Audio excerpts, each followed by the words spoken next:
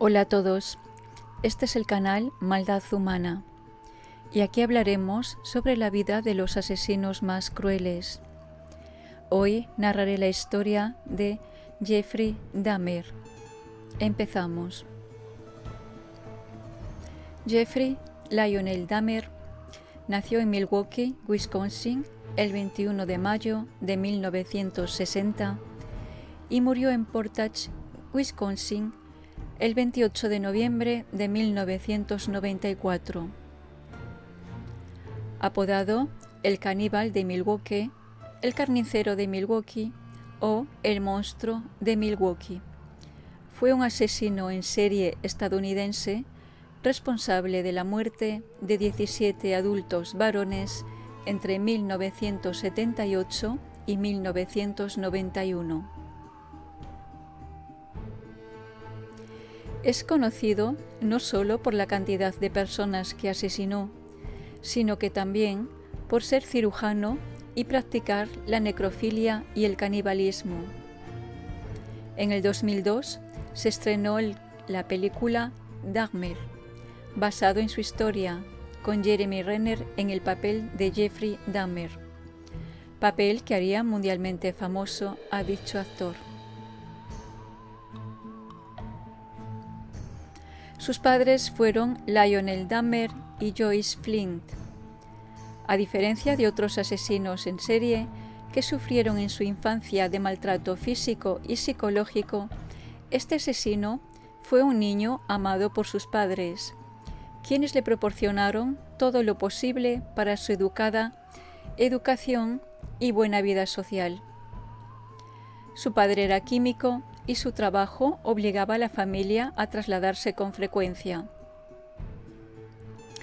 Tras reiteradas mudanzas, en 1967 la familia compró una casa en Bath, Ohio, donde Jeffrey pasó el resto de su infancia y adolescencia. Cuando iba de pesca con su padre, le gustaba abrir en canal a los peces y ver cómo morían. Con 10 años, Dahmer caminaba en la carretera para buscar animales arrollados. Los llevaba al patio y los abría para ver qué había dentro. Tenía en formol varios tipos de insectos. Dahmer comenzó a ser cada vez más introvertido.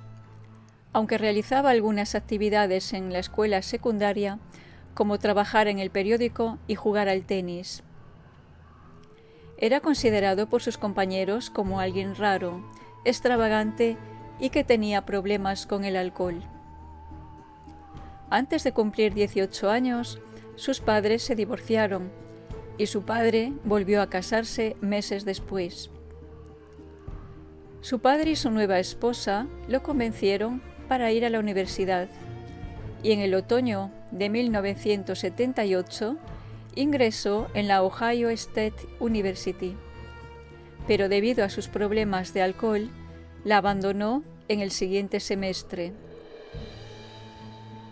En 1979, su padre lo convenció para entrar en el ejército, a raíz de lo cual fue enviado a Alemania, en donde permaneció pocos años hasta que fue dado de baja por su alcoholismo. Después de vivir un tiempo en Florida, volvió a su casa en Ohio. El 25 de septiembre de 1978, a la edad de 18 años, se mudó a un apartamento en Milwaukee. Al día siguiente, le ofreció $50 a un chico laosiano de 13 años para posar para unas fotografías. Pero al momento de acariciarlo, el chico se asustó y salió corriendo. Los padres del chico realizaron la denuncia y el 30 de enero de 1979, Dahmer fue encontrado culpable, pero solo permaneció en la cárcel 10 meses antes de ser liberado. En junio de 1978 encontró a Stephen Hitz haciendo autostop y lo llevó a su casa. Dahmer tenía la fantasía de recoger a personas autoestopistas y acostarse con ellos. Una vez en su casa, se dio cuenta de que Hitch no le interesaba, y cuando éste quiso irse, Dahmer no pudo soportar el rechazo de éste y lo golpeó en la cabeza con una barra de hierro para luego violarlo y asesinarlo. Luego lo desmembró y lo puso en bolsas de plástico y las metió en su coche para ir al vertedero y tirarlas. A medio camino, la policía lo detuvo por conducir demasiado rápido. Le preguntaron por las bolsas que llevaba en el asiento trasero y Dahmer contestó que era basura. Le creyeron y como pasó el test de alcoholemia, le pusieron una multa por conducir fuera de su carril y le dejaron ir. Volvió a su casa con los restos del cadáver y los llevó al sótano, exceptuando la cabeza, con la cual subió al baño del segundo piso, donde la lavó y la apoyó en el suelo para masturbarse. Posteriormente, la volvió a llevar con el resto del cuerpo y guardó las partes del cadáver en una tubería de la casa. Después de abandonar la universidad y volver del ejército, desenterró los restos, destruyó los huesos y los esparció en la maleza. Tras su primer asesinato se sintió culpable y asustado. Intentó reprimir sus deseos sexuales homicidas acudiendo a la iglesia, dejando el alcohol y manteniéndose en estado de celibato. Vivió así un tiempo, lo que explica que pasaron casi 10 años hasta su siguiente crimen. Dahmer, con el tiempo, pensó que podía intentar satisfacer algunos de sus deseos sin hacerle daño a nadie. Volvió a beber y empezó a frecuentar lugares de ambiente gay. En 1986 fue detenido por exhibicionismo público. Poco antes había querido desenterrar a un joven muerto hacía unos días para profanar su cuerpo. En septiembre de 1987 conoció a Stephen Tuomi en un bar gay. Allí bebieron mucho y fueron a su habitación de hotel. Dahmer no recuerda cómo lo asesinó, solo que cuando despertó a la mañana siguiente descubrió que estaba muerto. Dahmer se asustó, no recordaba haberlo asesinado, pero había pruebas. El cuerpo del hombre estaba lleno de moretones, sangre y había marcas en su cuello. Para deshacerse del cadáver compró una maleta en la que lo metió y lo llevó al sótano de la casa de su abuela. Allí tuvo relaciones sexuales con el cadáver, lo desmembró y lo tiró a la basura. Se quedó con la cabeza, la hirvió y blanqueó para después exponerla como trofeo en su habitación. Algunos meses después, conoció a su próxima víctima, Jamie Dostator, quien era un joven de 14 años que estaba en una parada de autobús. Dahmer le ofreció $50 por tener sexo.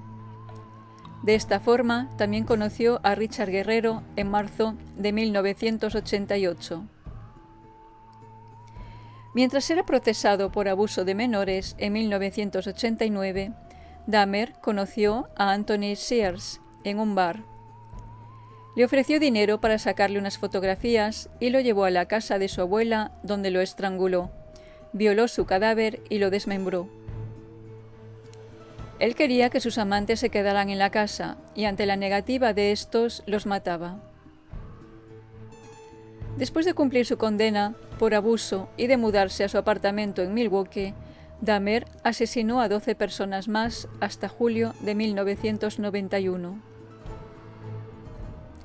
Su modus operandi era invitar a las víctimas a ver pornografía o a sacarse unas fotos. Les ponía una droga en la bebida, los estrangulaba, violaba y se masturbaba encima del cuerpo. Luego, tomaba fotografías del cuerpo y de cada etapa del desmembramiento.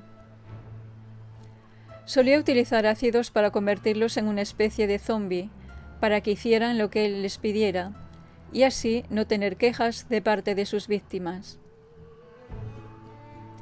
En mayo de 1991, llevó a Conerak Sintasofón a su departamento. hermano del joven por el que fue procesado por abuso. Allí lo drogó y le realizó unas trepanaciones en el cráneo para inyectarle ácido en el cerebro. Dahmer quería tener control sobre sus víctimas y su intención al realizar las trepanaciones era convertirlos en una especie de zombies. El joven consiguió escapar cuando Dahmer salía a comprar licor y al correr desnudo por las calles los vecinos alertaron a la policía. Cuando se dio cuenta de que se había escapado, lo persiguió y tuvo que enfrentarse a la policía y a una multitud de curiosos. El muchacho no podía hablar porque estaba aturdido por el ácido que Dahmer le había inyectado. Dahmer argumentó que el joven era su amante de 19 años que estaba alcoholizado. Los policías los acompañaron hasta el apartamento y creyeron su historia. Si hubiesen revisado el apartamento, habrían encontrado un cadáver en una de las habitaciones, además de miles de pruebas de otros asesinatos. Sinta Soon-Fon fue estrangulado ese día. La policía creyó a Jeffrey y depositaron al moribundo joven en una silla.